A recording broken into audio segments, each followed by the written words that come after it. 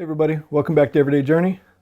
Today we're going to keep on going with this greenhouse project using the Arduino, and we're actually going to go over a few more things. The first video I did, I actually was just testing the concept using a temperature, I think what is it called, a DS18B20 temperature sensor, to see if we actually really could read the temperature and then change things based off of that temperature.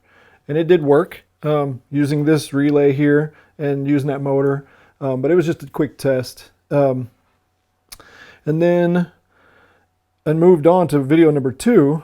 We also brought up some issues or what we wanted to do or achieve with the for the greenhouse.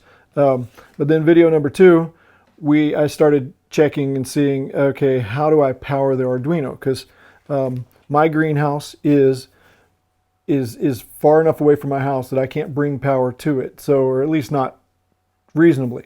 I already had some solar panels that I'd gotten from Harbor Freight a long time ago, and so those could provide me with power. And I got a battery, which you see right here, which then could be used as a power source out there. So that's what I planned on using, and but it was DC 12 volts. Arduino works off of 5 volts. Well, somewhere between 5 and 9 volts, I think 6 and 9 volts specifically. So I needed to step that down. So last video we worked on a buck controller, or a buck converter that was DC to DC, and it would step it down. So it went from 12 volts or 13 point something down to and I think I dropped it down to about 8 volts. So I showed you kind of how to do that. And in this case today, we're not even going to use that because I actually am powering it right off of the USB for my computer. So it's getting its power like that, but later on I will just replace that with the buck converter hooked to the battery. So that should be just fine. We tested it, made sure it works, and now we had power out there. Well, then I also found the newer motors that I wanted to use, which is those drill motors, because I needed it to the chuck to be able to connect up to the louvers that I was installing in my greenhouse. I've got a video right here, or I've got in the video here, me installing those louvers. So now I have louvers on both the front and the back of my greenhouse, and they can crank open and close, how I need it. So now they're in place and ready to go for that. Now I just need to actually control those. So here today, I'm actually, showing you the components that I'm using. This is my test run of it, and I think it works. I'll tell you what my issues have been so far with it, and then I'll also show you, tell you how I kind of fixed that. So real quick, here is the motor that I plan on using. In it I've got a little Allen wrench here chucked into it so that we can see the rotations and rotation speed pretty easily. And then I have my Arduino, and then I've got my motor controller right here. The Arduino is an Arduino UNO. The motor controller is it's a BTS 7960. And I chose that one because I found out that this motor actually does operate off of about 10 amps. I think my other motor controller that I had would only operate off of about 5 amps or up to 5 amps, or maybe even 3, I'm not sure. But this one operates at 10 amps, but then can be upwards of 30 amps, and then peak is way higher than that. Well, this thing can do up to 43 amps, so I'm hoping, especially in the way we're going to use it, that this will be just fine. So, but that's why I used it. The only problem with it is, versus one of the other ones that I have, is that this one can only do one motor forward and reverse. The other one that I had, you could actually operate 2 motors, both forward and reverse. So so in the case for the greenhouse, I'm actually going to need 2 of these, one for each end of the greenhouse where the louvers are. So I'm going to have to wire that in separately. So, but this is to show you that we have something that works and that the programming is kind of working right and all that. Beyond that, I have limit switches here. And these are just 2, let's see if I wrote down what they were. These are KW12-3 limit switches, which are like 250 volts, 5 amps, and they're single pole double throw. And single pole double throw, if you're not familiar with that, what that means is you're basically bringing power, or you've got a ground, and then it can be either closed, which will then send well, it has 3 pins, so it's either connecting through these 2 pins, or it's connecting through these 2 pins, depending on which state that's in. So it's kind of a little confusing, but it's basically like, imagine an on-off switch. If you flipped it up, it would bring power through over here. Flipped it down, you'd think it'd be off, but it could also bring power through over here. Is kind of the way that's going, but it doesn't really matter. We just need to know how to use it. So in this case, I've got it wired up. In the end of this video, I will go ahead and put my version of the wiring diagram for it. We'll do my explanation of the program. So, and I'll even show you the program, because at this point, this is a usable program. So you guys can use this program just the way it is. I'm not sure if I can put the text in there so that you can, if you can see it, or just copy and paste it into yours. But I'll have it on screen for you so you can see it in the video. That way you can at least see it and type it, you know. But this is what I've got. So my battery is literally powering the motor only, the motor controller, and through to the motor. The computer is powering the Arduino, and through that it's going to the motor controller to tell it to operate. The limit switches, we've got 2 of them. One for fully open. So once the louvers are opening, they get to open, it would hit that and tell you, okay, stop. And then another one for close. And I'm just calling it limit switch 1 and 2, or limit open and limit close. Problem I have with it though at the moment, which depending on how you program it, may not be an issue. But the problem I have is that it isn't actually stopping it. So let's say you tell it, okay, temperature is ready to, it's hot, so we need to open the louver so that we can ventilate everything. And so it opens, and if you had it set for 10 seconds, if it went 1 second and then touched that limit switch, it doesn't stop. It keeps going for the other 9 seconds before it then stops. And because it's still trying to finish what it was told to do before it's told to stop. That's how this program is operating. So I did have it set for 5 seconds, and I realized that could be an issue. So then I started tweaking it a little bit, and I'll go over that in just a second. But yeah, it hits the limit switch and it shouldn't go any further, but it can still go backwards until it gets to the other limit switch. So that's what we're working with. Let me go ahead and show you what's going on with it. And then, yeah, we'll plug this thing in. We'll show you what's going on and how it's operating. So it's got power now. I did put a switch over here just so I didn't have to keep unhooking this thing from the battery. But you can see right now it is reading the temperature of this, you know, DS, what are we calling it? DS18B20. And at this point it is going counterclockwise. And every time it goes, it's waiting. I think I've got it set for 10 seconds. But it's going about 3/4 of a turn. What I did is I found out that at first it was 5 seconds. It was way too fast. And that it would just go too many revolutions and would crash way before I could ever stop it. So I messed with the pulse width modulation to bring it down, and that basically says, okay, if you got a motor that can go 100%, we're going to say 100% or up to 100 for speed.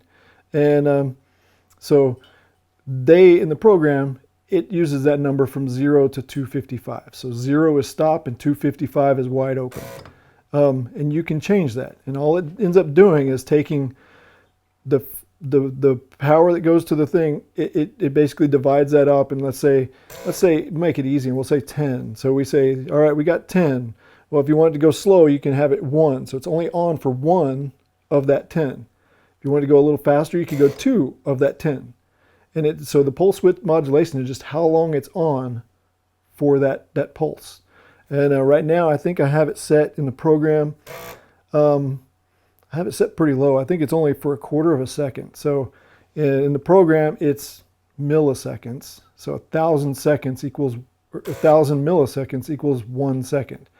So I've got it set to 0.250. So that's 1/4 of a second. And then I have the speed set for 60. So 60 out of 255. So that's probably somewhere close to 1/3 of the speed that it can go. And but as you can see, it's only going 3/4 of a turn. That may still be too much, but at 3/4 of a turn, if it gets to that limit switch, will it press against it too much and then go past it or break something? Or will that be just enough to go ahead and work fine? We'll see. I may have to change it down to even less time or even slower using the pulse width modulation. But I know before I talked about I could maybe limit the voltage, and it kind of already is limiting the voltage anyway, because this is supposed to be 14.4 volts. The battery is 13 something. So you're already bringing it down just a little bit, but it's best not to mess with that if you don't have to, because the motor likes to work at a specific speed or a specific voltage. You change that and it can be problematic, although in this case it's not on for long enough to even, like I'm feeling this motor and I can't even feel it warm at all. So, but this is reading it, and what I've got it doing is it's waiting every 10 seconds or so, 5 seconds, I'm not sure which. And it's opening for that much, and then it reads the temperature. And what I will have it set for is probably maybe somewhere around 5 minutes, or maybe somewhere around there, so that it in 5 minutes it reads the temperature, and if it's still hot, it opens a little bit further. And it'll keep doing that until it eventually gets all the way up to the limit switch. Now, with that in mind, I've counted how many from fully closed to fully open, how many revolutions the vent takes, and I believe it's right around 12. So what I would like is to only make this thing go about 10, but have it move in the middle 10. So basically have where there's one more revolution on the bottom, one more revolution on the top, so that if something kind of goes awry or something's not exactly right, then it's not crashing at the top or the bottom. It's only pushing against the limit switch. So, but right now it's going to, it's trying to open counterclockwise, which would make the louvers open, and it's checking each time. Is the temperature right? And is the limit switch pushed? And now I'm going to push the limit switch. We'll wait till it goes. So I'm going to click the limit switch, and this is the one I call open. And it is literally looking right now at that limit switch, and as you can see, it's not moving anymore. It senses that it reached that limit switch, and it's not going to go any further. It doesn't want to break anything, so now it can only go backwards. Well, I don't have, it's not cold, so it doesn't need to close yet. So it's going to stay there. It's going to stay open until it finally gets cold. Well, we have some cold water, and we'll go ahead and set the sensor in that.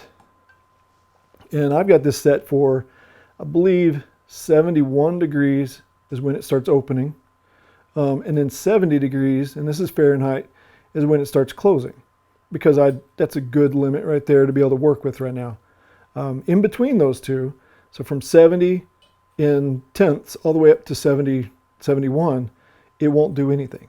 It'll basically say that it's fine. It's not going to do anything. And that will be whenever the temperature in the greenhouse is great. Well, you don't need it to open or close the vents. So you just leave it be. And that's what we're going to be dealing with. So right now we're just waiting on this to cool down. And it takes a minute for it to sense it properly. But I've got my finger on the limit switch, so I'm not letting go. So it can't go any more forward. As soon as this gets cold, it should start going backwards. So we'll see how that goes in just a second. I don't know. Let's see what the computer says here. I can start the serial monitor on the computer and see what it tells me. There it goes. It's going backwards. Yeah, it just reached 69.80 degrees. So now it's fine to go backwards, and it's doing that same process and trying to close. And it doesn't matter if I'm pushing the limit switch or not right now. I can let go, it's fine. Now, it's going to keep doing this though until it reaches the other limit switch, the closed limit switch. So if I, as you can see right here, or as you can hear, it is closing. We'll wait for it to do it one more time. There we go. And now I'm click the limit switch. I'm holding it down right now, and we'll see what it does.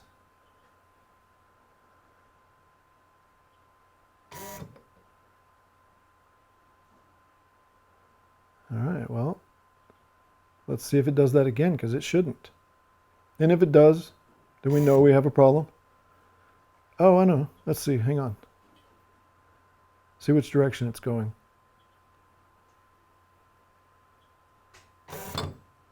It's closing still, so obviously it's not reading the switch. But again, the fact that it is reading the switch on the open, and I didn't realize that whether or not it was working on the close. But I can work on that, tweak the program. But at the moment, we know it's working. We know it's doing what we'd like it to do. So now it's just a matter of tweaking things until we get it working perfectly. So I'll give you what I got as far as this program goes, and I'll go ahead and explain it a little bit here in just a minute, so that you understand what's going on. And then as I get fixes, you can fix it the same way. I'll update whatever issues that I had with it and how I fixed it, and then at the same time anything else I added to it, which there are more things that need to be added to this. So things like rolling up the vents, or rolling up the sides on the greenhouse. You know, that right there is something that needs to be addressed and set up. And then at the same time, the fans in the greenhouse. I've got some fans that I can when it gets to a certain temperature, the fans will kick on to help cool it, keep it cool in there too. Things like that. So as we do add on, you'll be able to do the same thing with me. You just follow along. So I'll show you what I got here at the end of the program, so that you'll have all that information, and you can do it. You can play with it. If you can figure out why this thing is, if you know what you're doing and you figure out why this thing is not stopping whenever I'm holding down the closing limit switch, then let me know, because I'm not that good at this. So the programming on this is just, you know, I'm learning just like a lot of other people. So if you know more about it and you can look at it, yeah, let me know. See if there's a fix that I haven't thought of yet, or just overlooked somehow. So, and it's telling me right here that it's not triggered. So obviously it's either not seeing this, or who knows. Let's see if it's switching it to the opposite pole on here does it. 'Cause maybe I have it hooked to the wrong one. Oh, there it goes. So I did. I had it hooked to the wrong one. So right now it's actually sensing it like it's supposed to. So it's just a matter of me having it hooked up to the wrong side of the switch. But it's popping up here now and telling me that it's already triggered, and it's going to skip the reverse motion. So that works. That's the way it's supposed to. So now it has literally working like it should. I just have to keep testing it and make sure that now I change that maybe with the other limit switch, maybe it'll be a problem with that. But now that I let go, it started back up again. So it's definitely working. At this point, I'm gonna do a video, or I'm gonna continue on with the video to go over the coding. I'm gonna show you the wiring diagram. And then if you got any questions about it, definitely put it in the comments. I'll respond to them as I get them. And hopefully together we can work this out and get a good working greenhouse without spending too much money. So that's all I got for now. For those who want to continue and watch the rest, please have at it. Definitely hit that like button, subscribe, like, comment, subscribe, all that stuff. And until next time, you guys that want to leave, you take care. For those who want to stay, let's move on to the programming. All right. This is the programming section. So wiring, I'm going to put the wiring diagram up, and basically I'll show you what I've got going on here. I've got the most important thing sort of, is the sensor that senses the temperature. So nothing's going to happen without that temperature. So it's the DS18B20. I had to download the what do they call it, OneWire. I had to make sure they included that library with the Arduino so that it would work. I also had to download or make sure they included the Dallas temperature. Let's go ahead and turn that off. The Dallas temperature and library as well, so that it has everything it needs to work. So anyway, that sensor, it has 3 wires on it, and it has a black, a yellow, and a red. And yours may differ, but it does have 3 wires. The black one, and hopefully yours is the same, is the ground. The yellow one is our signal wire, and that's actually going between the yellow one and the red one. We have a 4.7 kilo ohm, I think is what it is. I had it written down here, but I don't see it.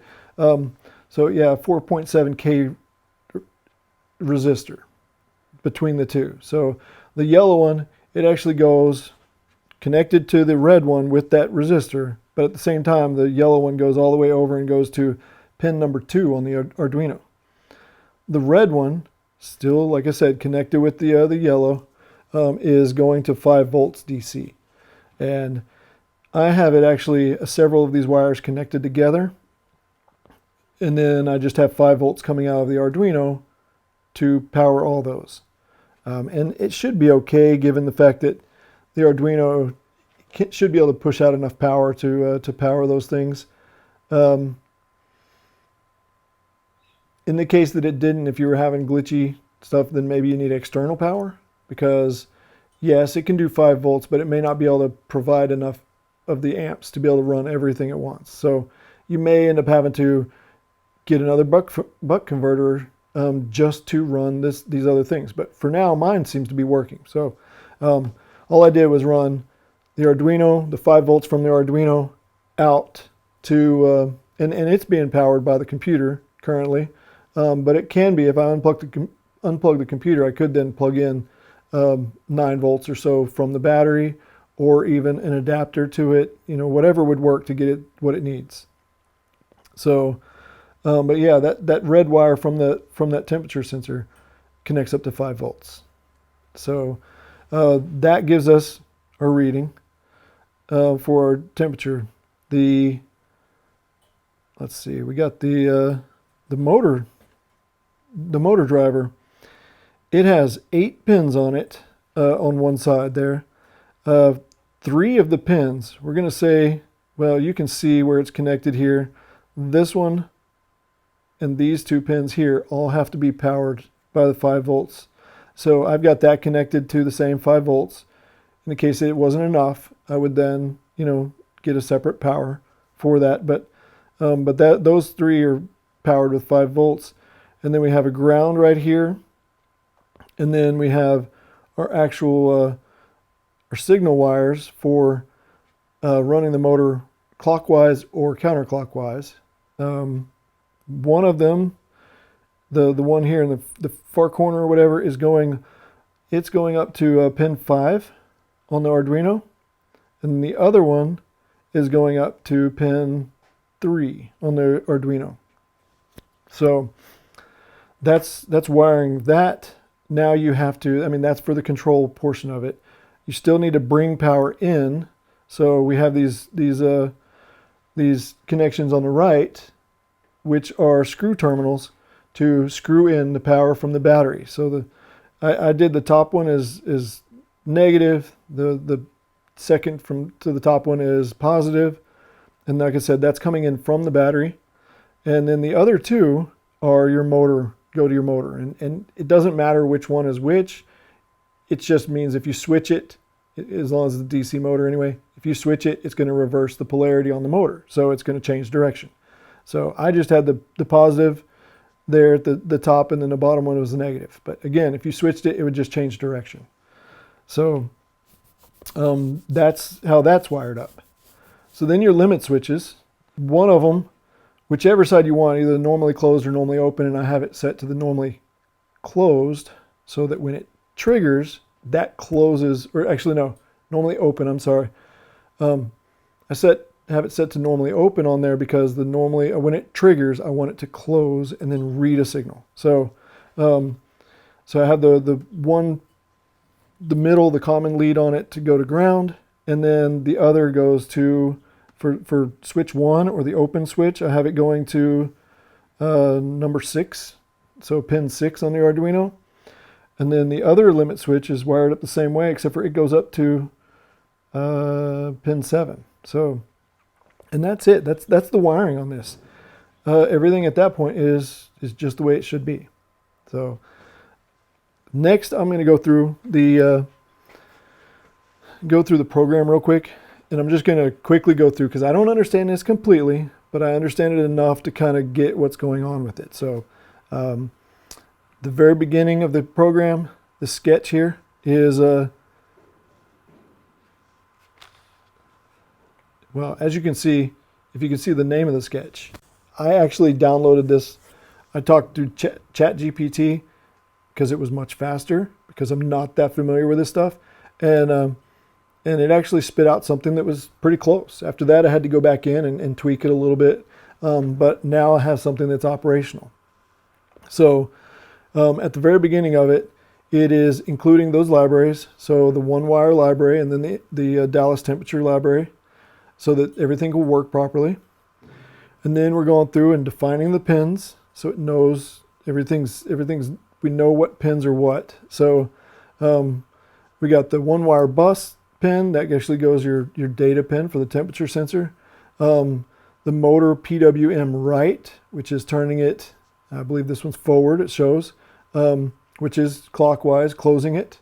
The other one is, and that's, the first one is pin 2, the second one is pin 3. The motor PWM left is pin 5. And these are the pins that I just talked about where we actually wired it, physically wired it to the Arduino. Your limit switch open, or your opening limit switch is on pin 6.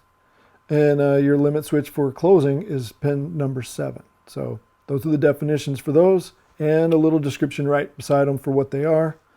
And then we had to define the motor speed, and that's where I talked about. I put this thing to 60 out of 255, and that got me the speed that I'm looking at here, or I was.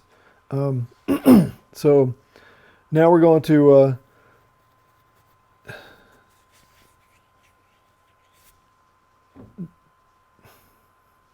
now you see it's using the OneWire and the Dallas temperature, and then we're going into the setup of the sketch. So the setup is, it's starting the serial port, or starting the serial monitor, so that whenever this thing starts running, you can see things on the monitor. And in this case, I'm going to click up here on the right hand side where it says serial monitor, kind of looks like a magnifying glass, and we can click on it and you see the operation of it. This is what it prints out to the serial monitor throughout the program. And in this case, I'm showing 70.7 degrees Fahrenheit. And it says temperature within normal range, so it doesn't do anything. It says no action, which is odd because it's sitting in cold water. So I put my hand on it, and it should warm up rather quickly, hopefully, to at least 71 degrees. And then it'll tell me, there we go, 78.8. And it tells me that it's preparing to run forward. So it checks for the limit switch. If it's not switched, it goes ahead and goes forward. So anyway, that's what the limit switch is doing, or that's what the serial monitor is for, so you can kind of tell what the program's doing. So then we go and actually change the pins to either output or, it's changing like motor PWM right as an output, changing the left as an output. And then for the limit switches, it is actually showing it's an input, and it's doing a resistor pull up. So it's either we put a resistor in there, or you can use the internal resistor that it has to make this work. So then got the analog right. It's telling both yeah, it's saying basically to write that value to 0 so that it's not moving anything. You don't want it to start off the program just immediately moving. Then we go to the run motor forward. And again, it is digital right motor or a PWM left is low, which means it's not on. And then analog right, PWM motor right, or motor PWM right. And then it's telling it to go motor speed. So it is, the motor speed is 60 at this point, so it's then ready to do that. Reverse, it's setting that one. Same thing. I mean, it's setting it to low, which means it's not doing anything, but it's changing the speed there, telling it what to do, what speed. So then we go into the actual loop, and this is the part that loops through the whole program. So the first part is just setting everything up, telling it where everything needs to be, and then the next part is the actual program. So, and I kind of told you what it was doing, which was basically just reading a temperature. In this case right here, it says sensors request temperatures, and then there is, well, basically it's telling it what to do there. And I don't understand it completely, but like I said, you don't need to understand it for it to work. Next, we see the it's got the if then statement. Basically, like the first one there, if the temperature C equals, which means does not equal, device disconnected, then it's going to say error temperature sensor not detected. So it's checking to see if it's even got any readings on it. If it doesn't have any readings, it won't do anything. And it says it'll stop the motor, and then it delays, and delay is set to 10,000 milliseconds, which is 10 seconds, and then returns.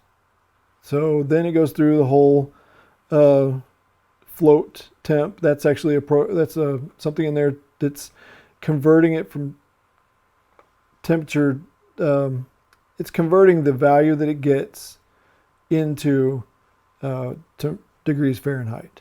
So, and then it prints to the serial port those things, temperature and whatever temperature it read, so that you know exactly what it is. So it's just an if-then statement going down through here, and it's basically saying, read the temperature. If it's here, if it's above 71, we'll go ahead and start checking the limit switch and then moving the motor forward if it's not pressed. If it is pressed, don't move it forward. And then there's the then statement. If it's below that, which is the next one down, below the 70 degrees, then check the limit switch. If it's good, then move it in reverse.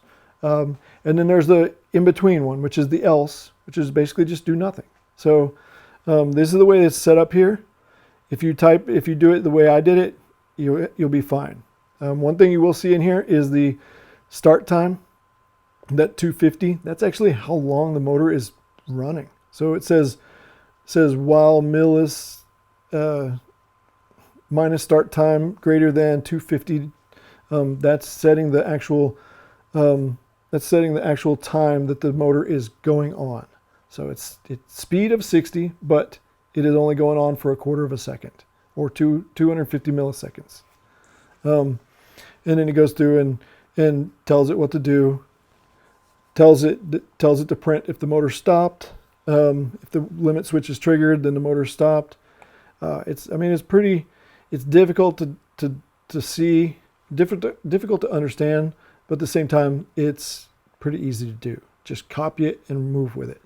It'll work with it on its own. The things that you need to change are the 250 milliseconds.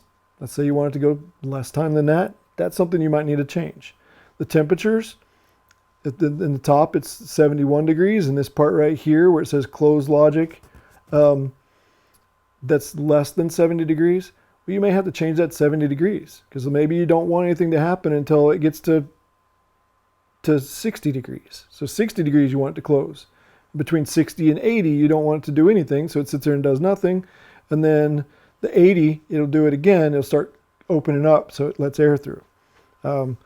So yeah, between the 60 for the PWM for how fast it makes the motor go, the temperature, and the motor speed, or for how long it's going to be on, those are the big things that you really would be changing on this. Everything else would kind of work like it should.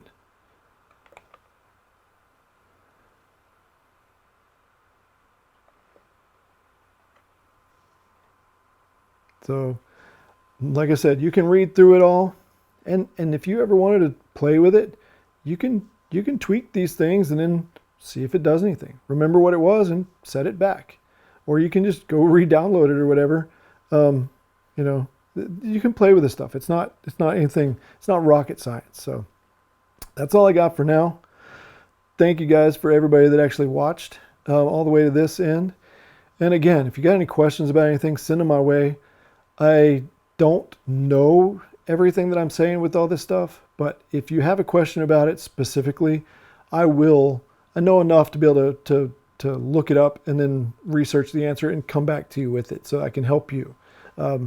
Because it's not rocket science, but I know a little about this, enough about this that I don't need to know everything.